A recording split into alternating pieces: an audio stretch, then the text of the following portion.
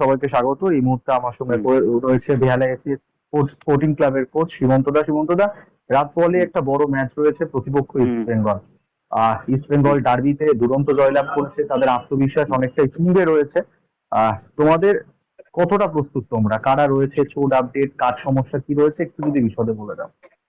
না, আমাদের মোটামুটি আমাদেরও সবাই মোটামুটি তৈরি। একটু মাঝখানে আমাদের কিছু গ্যাপ ছিল, আমরা তো কিছু প্রিপারেশন করার টাইমটা পেয়েছি। আর আমাদের কার্ডের জন্য আমরা আমাদের স্টপার সাইকিয়াকে পাচ্ছি না, আমাদের হুম। ডেভিডকে পাচ্ছি না, আমাদের দুটো ভাইটাল কার্ডের জন্য তাদের জন্য পাচ্ছি না। কিন্তু যারা তোমাদের খেলবে তারাও ভালো খেলবে। চারটে ইয়েলো হয়ে গেছে। হ্যাঁ, 4টে ইয়েলো হয়ে গেছে। তো যার ফলে আচ্ছা, আমার টিমে যারা আছে, সাবস্টিটিউট যারা নামে, তারাও ভালো খেলবে। আমি আশাবাদী তারাও ভালো খেলবে। ইস্ট বেঙ্গলের বিরুদ্ধে সীমন্ত দা ম্যাচ ডেভিডের না থাকাটা একটা বড় ধাক্কা। হ্যাঁ, বড় ধাক্কা, বাট ঠিক আছে।